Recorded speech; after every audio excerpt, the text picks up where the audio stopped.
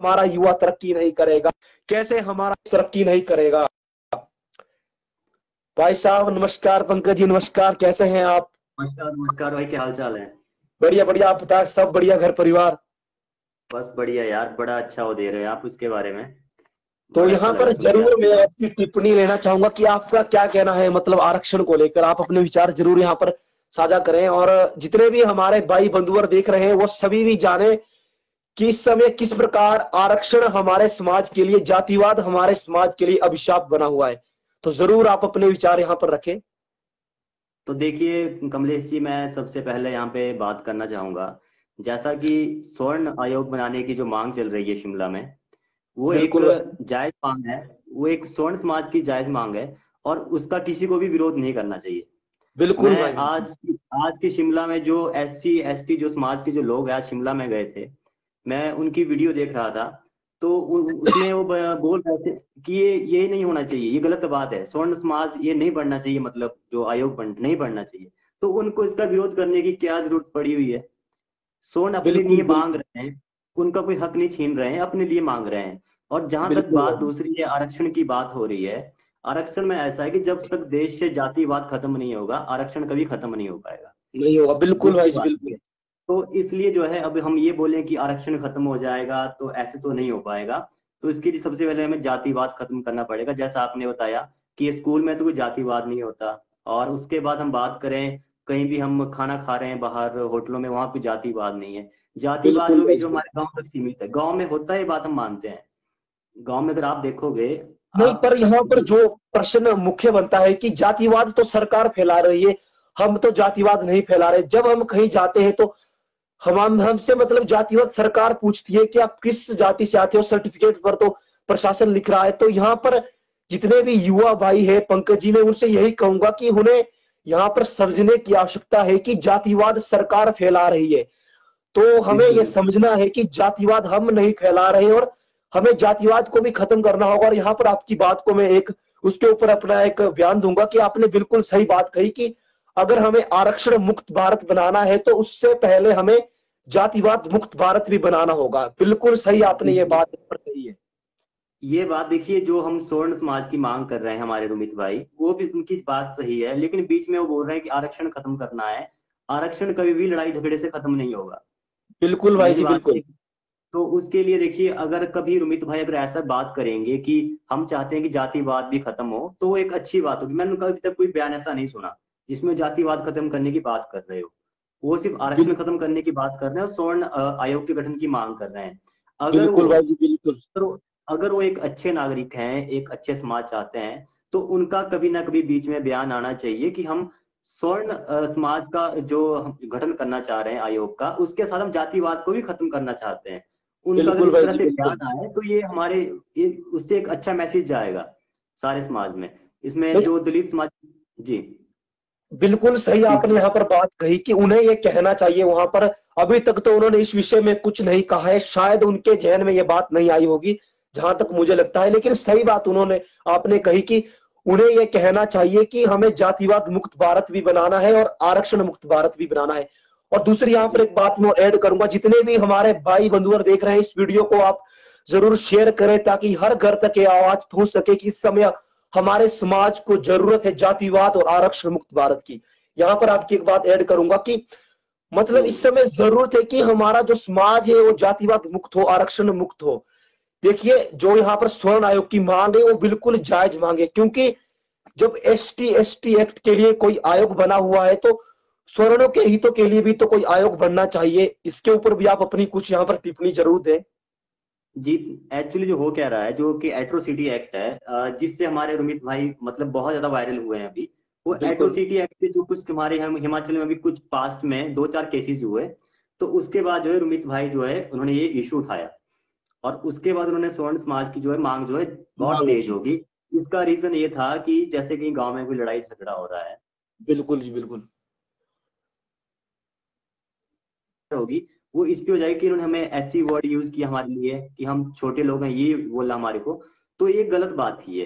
तो इसके लिए जो है स्वर्ण आयोग की जरूरत है। बाकी हमें कुछ और कोई इशू नहीं है किसी से, कि अगर सही हमारे बात ऊपर की कोई भाई। गलत आयोग लगाता है, जो एट्रोसिटी एक्ट है, इसका गलत उपयोग करता है, तो इसके लिए हमारे लिए आयोग होना चाहिए, ताकि हम वहां पे अपनी सही बात है, डिमांड सही रख बात सकें कि हमारे साथ गलत हुआ, इस तरह से हो रहा है। तो हमें ये, इसके लिए हमें जो है आयोग की जरूरत है। अब कुछ जो दलित समाज है, इसका पता नहीं क्यों, मुझे नहीं लगता उनको इसका विरोध करना चाहिए।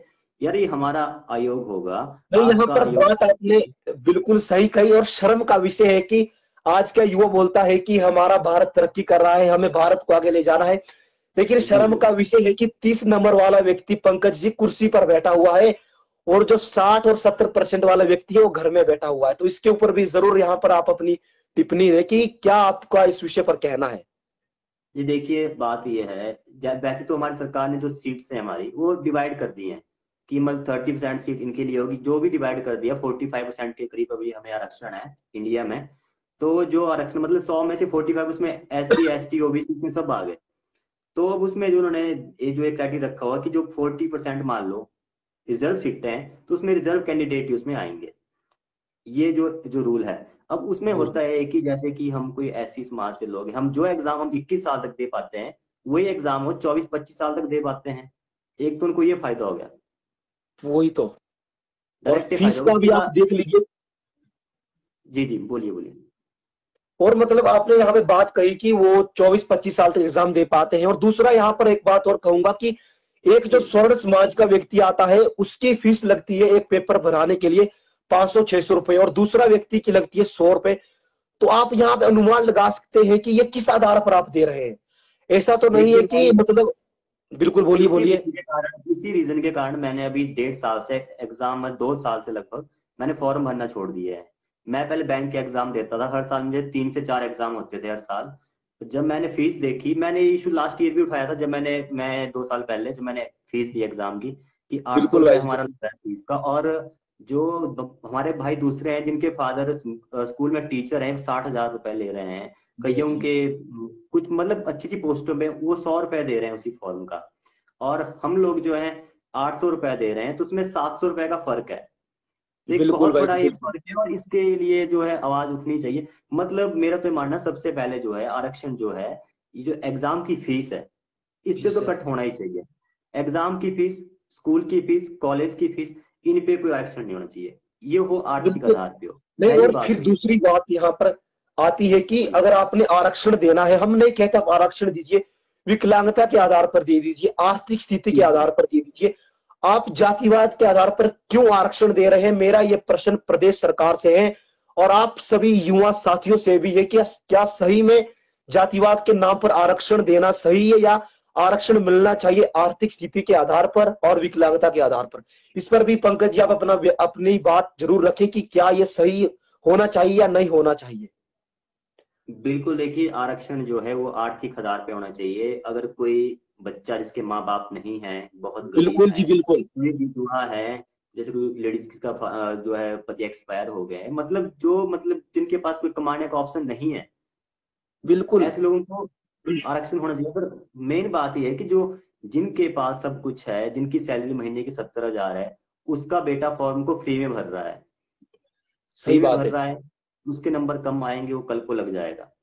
ठीक है, चलो मैं तो मानता हूँ कि उनके साथ भेदभाव हो रहा है। मैं ये नहीं बोलूंगा कि नहीं हो रहा है, आप भी ये बात मानेंगे। गांव में तो होता है आज की डेट में भी, जो सही दलित बात है। समाज है। और ये बात मुझे भी बहुत बुरी लगती है। मैं अपने गांव की बात करना चाहूंगा। हमारे गांव में जो अगली जनरेशन है, जो नेक्स्ट जनरेशन अभी आई है, वो गांव में भी खाने नहीं जाते नहीं है, बिल्कुल जी, बिल्कुल। क्योंकि नहीं, उनको फिर शर्म आती है। प्रश्न भी ये है ना कि हम सबको शुरुआत करनी होगी। यहाँ पर मैं वीरू भाई जी का बयान लूंगा, इन्होंने बहुत सही बात यहाँ पर कही है, उसको मैं पढ़ूंगा। इन्होंने कहा जी है, जिसको मैं जरूर पढ़ना चाहूंगा। इन्होंने कुछ कहा है, इन्होंने युवाओं को लेकर ही कुछ कहा है कि युवा शक्ति को जागना होगा, और बिल्कुल सही आपने बात कही है। लेकिन पंकज जी यहाँ पर समझने वाली बात है कि जो हमारी और आपकी जनरेशन है वो जातिवाद को नहीं मानती है। मैं जातिवाद को नहीं मानता, आप जातिवाद को नहीं मानते।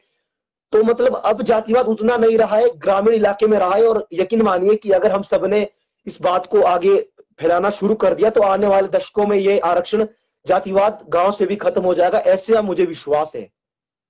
यार, पता है हो क्या रहा है ना, जैसे कि लोगों की भी थिंकिंग सेम नहीं है। मैंने जो एक संगठन बनाने की सोच रहा था, मैं जो देवभूमि एकता संगठन जी है जी, जो, बिल्कुल, जिसमें आपने उसमें मुझे भी हमारा एडमिन बनाया।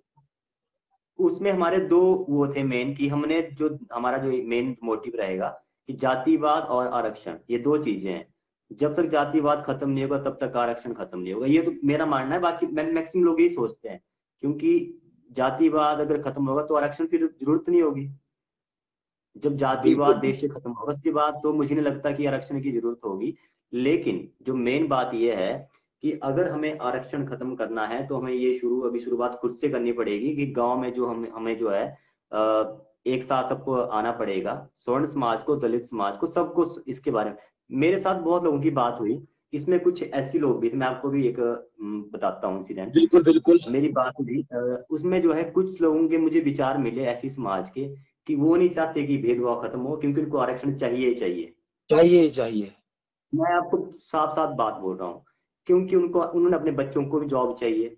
कुछ लोगों को ये लगता है, कुछ लोगों के विचार ये हैं कि उनको लगता है कि हमारे बच्चे यहाँ पे 70 नंबर नहीं ले पाएंगे तो उनको आरक्षण की जरूरत है। चाहे हम खाना दूर ही खा लेंगे, नो इशू, आप हमारे को बाहर बैठाओ, हम बाहर खाना खा लेंगे, बिल्कुल हम बिल्कुल। अंदर नहीं आएंगे, लेकिन हमारे बच्चे को आरक्षण चाहिए चाहिए।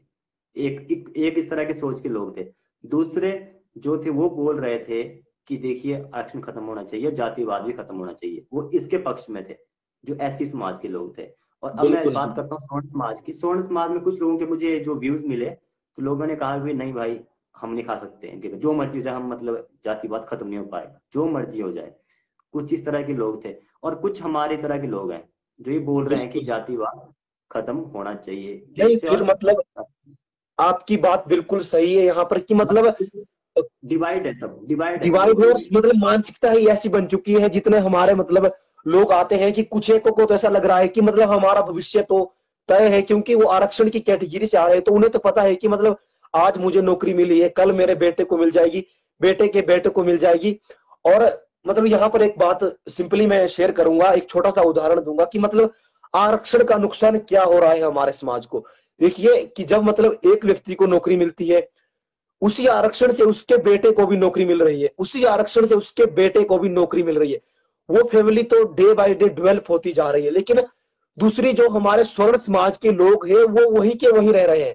मतलब एक तरफ बिल्कुल उन्हें हजारों की संख्या में फीस भी भरनी पड़ रही है, हजारों के रुपए में, और दूसरी तरफ उन्हें सरकार की तरफ से कोई लाभ भी नहीं मिल रहा है। तो यही मेरा यहाँ पर प्रश्न है, और यही कहना भी है कि आप आरक्षण को भी खत्म कीजिए। बाकी जितने भी हम भाई लोग हैं, मैं हो गया, पंकज भाई हो गया, सैकड़ों हमारे युवा हमारे साथ है, हम जातिवाद को खत्म करने का पूरा प्रयास करेंगे और अपने घर से पहले शुरुआत करेंगे, फिर इस आंदोलन को समाज में ले जाएंगे।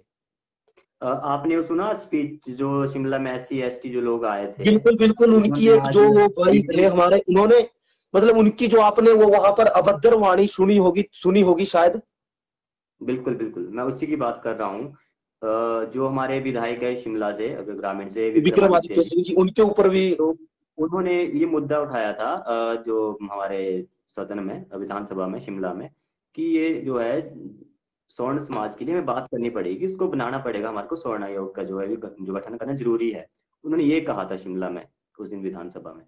पर बिल्कुल। आज उस बात का इतना बतंगड़ बनाया गया उन एससी एसटी लोगों द्वारा, जो भी आए थे दलित समाज के। आज भीम आर्मी आई थी, हाँ, उनका नाम भीम आर्मी के लोग थे। भीम आर्मी बिल्कुल। भीम आर्मी, उन्होंने ये कहा कि जो विक्रमादित्य बोल रहा है, मतलब उसने गलत बोला। अरे उसने क्या गलत बोला? बिल्कुल उसने बिल्कुल ये भाई। तो नहीं बोला कि हम तुम्हारा कुछ ले रहे हैं, उसने सिंपल ये कहा है कि स्वर्ण आयोग का गठन होना चाहिए, उसने डिमांड रखी है स्वर्ण समाज की ओर से। बिल्कुल तो इसमें इतना उसका इशू बनाने की क्या जरूरत पड़ी है? मैं अभी कुछ लोग यहाँ पे हो सकता है कुछ ऐसी लोग हों, एसटी किसी भी कास्ट के हों, मुझे नहीं, आई डोंट। लेकिन भाई हमें बात सबको समझनी है कि जो बात गलत है उसका विरोध करो, जो बात सही है उस बात को प्रमोट करो कि यहाँ अच्छी प्रमोट बात है, करो, उस बात बिल्कुल को सही बनाओ। बात है। हम कहते हैं कि हाँ, जातिवाद गलत है, हम इस बात गलत को जरूर आगे ले जाएंगे। मैं तो इसके ऊपर शुरुआत करूंगा आने वाले समय में कि जातिवाद मुक्त हमारा समाज हो। लेकिन इनको भी तो ये बात समझनी चाहिए कि आरक्षण गलत है, और हमारे युवा भाइयों के लिए ये एक अभिशाप है। आज आप देख लीजिए, एक छोटा सा उदाहरण मैं यहाँ पर पेश करूंगा इलेक्ट्रिसिटी बोर्ड का, जो जी जी, 2020 का उसका रिजल्ट रहा था, नहीं सॉरी 21 का जी ही रहा था। उसमें जो बिल्कुल बिल्कुल। हमारे SC ST एक्ट के लोग थे, उनकी जो मेरिट गई वो 54% गई, और हमारे स्वर्ण समाज के लोग थे, उनकी जो मेरिट गई वो 84% गई। अब आप पंकज जी सोच लीजिए कि ये 25 से 30% का डिफरेंट कितने युवाओं का भविष्य इसने बर्बाद किया। जी जी, ये तो है। और मतलब तो एक, ऐसा तो बिल्कुल बोलिए बोलिए। यही बात है ना, देखो यार हमें ना लोग अभी समझ नहीं रहे ना कि जो आरक्षण है, आरक्षण की वजह से बहुत नुकसान हो चुका है देश का ऑलरेडी। क्योंकि जो बहुत लोग ज्यादा। जिनके पास जॉब होनी थी उनके पास आज जॉब नहीं है। और बिल्कुल। कुछ मतलब सिंपल सी, मैंने भी रिजल्ट देखा था, उसमें जो रैंकिंग गई है वहां पे बहुत ज्यादा गई है, 70 से अप ही गई है। जो हमारे कास्ट की उसमें 70 से अप गई थी, बाकी उसमें 54 भी था एक बीच में, एक बंदा था 54 था शायद, दूसरे तीसरे नंबर 54 पर था। देखा था मैंने। हाँ मतलब फिर मुझे वहाँ इन लगा पता कि ये अब SC है ST, मैं वहाँ, वहाँ लिखा, वहाँ होता नहीं कुछ नहीं कि कौन सी कास्ट के हैं। और मतलब तो एक फिर यहाँ पर बात मैं शेयर करूंगा, आप सभी भाइयों से निवेदन करूंगा कि वीडियो को आप पहले जरूर शेयर करें। एक छोटा सा एक्सपीरियंस अपनी लाइफ का यहाँ पे शेयर करूंगा कि जब मैं स्कूल जाता था मतलब, तो वहां पर मैंने देखा कि मतलब स्कॉलरशिप मिलती है, वो SC और ST वाले जो हमारे विद्यार्थी है उनको 2,000 रुपये सालाना स्कॉलरशिप दी जा रही है मतलब। और जो हम जनरल कैटेगरी के हैं उन्हें मतलब ठंडन गोपाल उनकी वो स्थिति स्कूल में भी है। तो सोचने वाली बात है कि हम भी उसी गरीब समाज से आते हैं और वो भी उसी गरीब समाज से आते हैं, लेकिन उन्हें इतना प्रमोट किया जा रहा है और हमें नहीं किया जा रहा। तो वहां पर भी मुझे बहुत शर्म महसूस होती थी कि मेरे पिताजी भी मजदूरी करके ही कमा रहे हैं, उनके भी मजदूरी करके ही कमा रहे हैं, तो मतलब उन्हें क्यों इतने ज्यादा अधिकार आपने दे दिए हैं। तो ये भी एक सोचने वाला विषय है। बस ये तो मेरा भी सोचना है ना कि मतलब फाइनेंशियली आधार पे, मतलब किसी को, मतलब किसी को भी जो है जाति के आधार पे फाइनेंशियल मदद तो होनी ही नहीं चाहिए। बिल्कुल। और दूसरा यहाँ आर्थिक पर जो मदद। आपने एट्रोसिटी एक्ट की बात की, तो मतलब वैसा कानून तो मैं कहता हूँ पूरे विश्व के इतिहास में शायद किसी देश में होगा।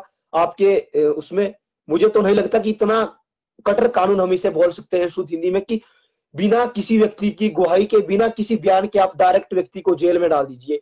तो इसके ऊपर जरूर यहाँ पर आप अपनी टिप्पणी दें कि मतलब क्या ये कानून है, क्यों, किस आधार पर इसे बनाया गया। देखिए इसमें जो मेन जो इशू आ रहा है कि मतलब जैसे कोई गांव में लड़ाई हो रही है, हो रही तो है। अगर गलती चाहे SC समाज की हो, अगर उन्होंने एट्रोसिटी एक्ट लगा दिया आपके ऊपर, जातिवाद किए, जाति सूचक शब्दों का उन्होंने प्रयोग किया है हमारे ऊपर, तो आपको पुलिस आपके घर से उठा के ले जाएगी ले और जाएगी। आपको गिरफ्तार कर लेगी, जो कि एक गलत बात है। तो इसके लिए जो है एक्ट में इसमें संशोधन होना चाहिए, किसी की गिरफ्तारी बिना एविडेंस के किसी की गिरफ्तारी नहीं होनी चाहिए। मतलब किसी ने बिल्कुल बोल जी। दिया और उन्होंने मान लिया, जब तक जांच पूरी नहीं होती किसी की। अभी हमारे कुछ बंदे अरेस्ट भी हुए थे इसके रिगार्डिंग, यहीं पे, यहीं के पास के यहाँ ही पर थे। एक छोटा सा एग्जांपल मैं इसी के रिगार्डिंग शेयर करूंगा कि जिस दिन, सॉरी, 2 अगस्त को मैं शिमला गया था, वहां पर एक लेडीज आई हुई थी, वो गुमारवी की रहने वाली थी। तो उन्होंने वहां पर अपना एक्सपीरियंस शेयर किया कि मतलब जो ST ST एक्ट के मेरे गांव के लोग थे, उन्होंने मेरी ही जमीन मुझसे हड़प ली, और जब मैंने मतलब कंप्लेंट करना चाहा तो उन्होंने मेरे ऊपर एट्रोसिटी एक्ट लगा दिया। और मतलब लास्ट में कि हम मतलब खुदकुशी करने वाले थे, वो लेडीज वहां पर बता रही थी कि मतलब मैं और मेरा पूरा परिवार वहां पर खुदकुशी करने वाला था अगर देवभूमि क्षत्रिय संगठन वहां पर नहीं पहुंचता। तो आप सोच सकते हैं कि कितना इस कानून का भी गलत उपयोग किया जा रहा है मतलब। बिल्कुल, सोचने वाला ये विषय है। ये कानून भी बंद होना चाहिए। और मैंने उनका बयान सुना भीम आर्मी वालों का भी 4 दिन पहले। तो भीम आर्मी वाले बोल रहे थे कि जो लोग SC ST जो एट्रोसिटी एक्ट है उसको हटाने की मांग कर रहे हैं, वो लोग देशद्रोही हैं और इनके तो खिलाफ जो है मुकदमा दर्ज होना चाहिए। अब ये बात यहाँ पे जो सोचने की है कि वो देशद्रोही कहाँ से हो गए भाई। सोच वही मतलब तो। अभी अगर कोई इसमें SC ST भाई जुड़ा हुआ है, मैं कहना चाहूंगा यार जो बात सही है ना वो बात बोलो, सिंपल सी बात है। और जो सिंपल सी बात स्वर्ण मतलब समाज अब जरूरत है कि स्वर्ण देश को, देश का जो टैलेंटेड युवा है उसे प्रमोट किया जाए, जो मेरा यहाँ पर मानना है और आपका भी मानना है। मतलब ऐसा ना हो कि हमारा देश हमेशा मूर्खों के हाथों में रहे। तब हम कल्पना नहीं कर सकते कि हमें अमेरिका की, जापान की बराबरी करनी है। अगर हम कल्पना कर रहे हैं कि हमें अमेरिका और जापान के बराबर जाना है, तो उनकी तरह हमें समाज का विभाजन नहीं करना है, बल्कि एकता के साथ चलना है। मुझे बड़ी उम्मीद थी जैसे कि 2014 में इलेक्शन हुआ 2014 में कि नरेंद्र मोदी आएंगे और ये देश जातिवाद और आरक्षण मुक्त करने का सोचा होगा न, कुछ इसके बारे में उनके विचार होंगे। और आज 6 साल हो गए, 7 साल सरकार बने हुए, पर उन्होंने भी आज तक आरक्षण के बारे में बात नहीं की। और उन्होंने, और छोड़ो, उन्होंने एक्स्ट्रा आरक्षण दे दिया है, अभी आपने देखा होगा मेडिकल में चालीस उन्होंने आरक्षण परसेंट शुरू कर दिया। ओबीसी का जो, हाँ, उन्होंने मेडिकल डिपार्टमेंट में दिया है, बिल्कुल। दिया है। तो अभी जो देखिए, जब बात है ओबीसी जो कैटेगरी है, आई थिंक इसमें भी कुछ लोग हमारे समाज के आते हैं, ऐसा नहीं है। अब इसमें ओबीसी में अगर आप देखेंगे तो उसमें शायद आपको इसके बारे में कुछ जानकारी की, जो ओबीसी में कौन लोग ओबीसी में आते तो हैं? शायद हमारे वही आते हैं, मतलब जो उस सरकार ने कुछ 3 रूपों में विभाजन किया है। सबसे ऊपर जनरल को रखा है, दूसरे में ओबीसी को, तीसरे में एससी और एसटी को रखा है इन्होंने, मतलब। और जो हमारे देश के प्राइम मिनिस्टर है ना, वो भी ओबीसी में आते हैं ना। बिल्कुल नरेंद्र। मोदी जी ओबीसी में आते हैं। तो पर ये मतलब बात है, बोलिए बोलिए। मेन बात ये है ना कि अब उनको भी सोचना चाहिए यार, इतना बड़ा देश है कि आप अगर आज से शुरुआत करोगे, आपको ये आरक्षण कम करना चाहिए, ना कि उसको बिल्कुल बढ़ाते जी, जाओ। बिल्कुल इसको कम करते जाओ, कम करते जाओ, एक दिन लास्ट में कम हो जाएगा। जब हो हमारा जाएगा, देश बिल्कुल। आजाद हुआ तो उस टाइम चलो मान लिया जातिगत भेदभाव बहुत ज्यादा था, बहुत ज्यादा भेदभाव था जातिगत। अभी आज मैं आपके आज का इंसिडेंट मैं आपको बताने जा रहा हूँ कि हमारे घर में कोई आए हुए थे, एससी समाज से थे। तो बिल्कुल हमने बोला कि कुछ मतलब आपने चाय पीनी, पानी पीना। तो उन्होंने बोला कि मतलब चाय पानी नहीं पियेंगे भाई। हम बोला क्यों नहीं पियेंगे? भाई यहाँ कुछ ऐसा हुआ था वर्षों पहले आपके अच्छा। गांव में। हमारे गांव से एक कोई बंदा आया हुआ था हमारे समाज का, तो उसने आपके वहां किसी चीज को छू दिया, अभी छू दिया किसी बिल्कुल चीज को आपकी, और उसके पहले हाथ काट दिया जो बंदा आया हुआ था, और बंदा उसके है। बाद जैसे वहां से भागने लगा, उसकी गर्दन काट दी। यहाँ आपके गांव में नहीं, जो हमारे लग, तो इलाके में हुआ मतलब था। इतने बुरे तरीके से जो जातिवाद जो था, ये एक टाइम पे था हमारे देश में। मतलब अब आज उतना नहीं रहा है, आज उतना बिल्कुल नहीं है। आज तो जातिवाद बहुत कम हो गया, सिर्फ गांव में है। मेरे गांव का पता मेरे गांव में हुआ कि ये बंदा ऐसे, बाकी दूसरे में किसी में पता नहीं हुआ कि हाँ ये नहीं, तो यहाँ पर बिल्कुल सही आपने बात कही कि अब उतना जातिवाद नहीं रहा है। और अगर मेरे गांव में है, आपके गांव में है, तो हम सभी उसको खत्म कर सकते हैं। हाँ, ऐसा है कि हमारे जो पुराने, हमारे मतलब बड़े हैं, दादा दादी है, वो इस बात को मानते हैं, क्योंकि वो रूढ़िवादी विचारधारा वाले व्यक्ति है। उनका ये मानना है कि छुआछूत की उनकी भावना है। लेकिन अगर हम शुरुआत करें, और हम युवा है, क्योंकि युवा जो कर सकता है शायद ही वो हमारे समाज का कोई तबका कर पाए। तो आप शुरुआत कीजिए। मान लीजिए आने वाले समय में आपके गांव में कोई प्रोग्राम है, तो वहां भी आप शुरुआत कर दीजिए। बोल दीजिए कि जैसे आपने वो वीडियो शेयर की थी, आपने वहां पर मांग की थी पंचायत में कि पंचायत को अनपोच लाया जाए, तो वो वीडियो भी वायरल होगी। वैसे ही आप कोई वीडियो वायरल कर दीजिए वहां पर भी कि क्यों आपने समाज को जातिवाद के आधार पर बांटा हुआ है। तो कमलेश जी देखो, होता क्या है ना, जहाँ पे वीडियो वायरल की मैं बात करना चाहूंगा। जो वीडियो वायरल होती है ना, उसको मतलब पहले से नहीं सोचते ये बात को, वीडियो बिल्कुल वो वायरल बिल्कुल। होती है। जो बात हम पहले से सोचेंगे, सोच के बोलेंगे, मतलब कि हमने ये करना है, वो उस चीज को आपको वायरल करना बहुत मुश्किल है।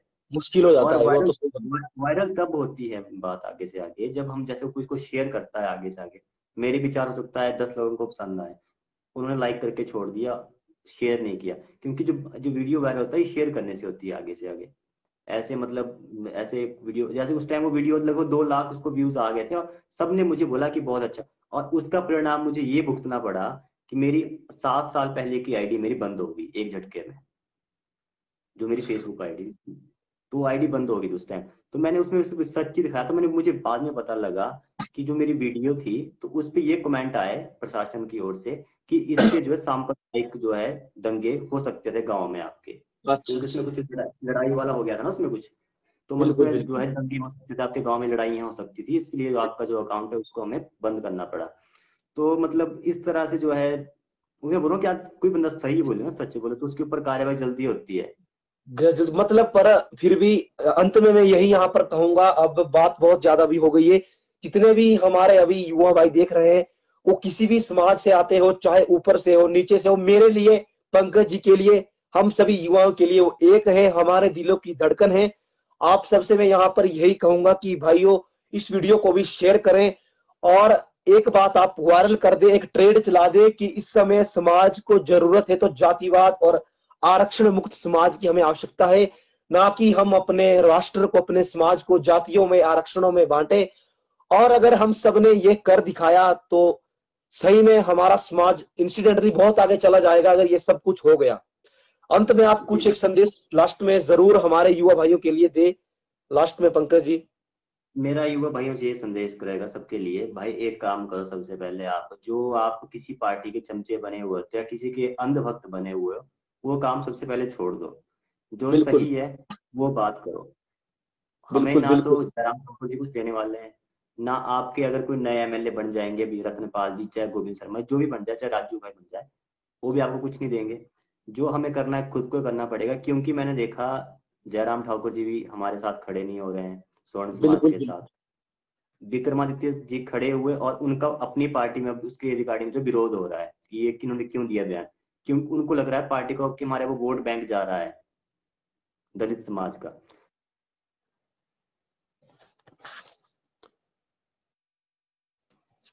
तो अंत में मैं आप सभी युवा भाइयों से यही कहूंगा कि आप सभी कोशिश करें, और पंकज जी का भी मैं बहुत बहुत धन्यवाद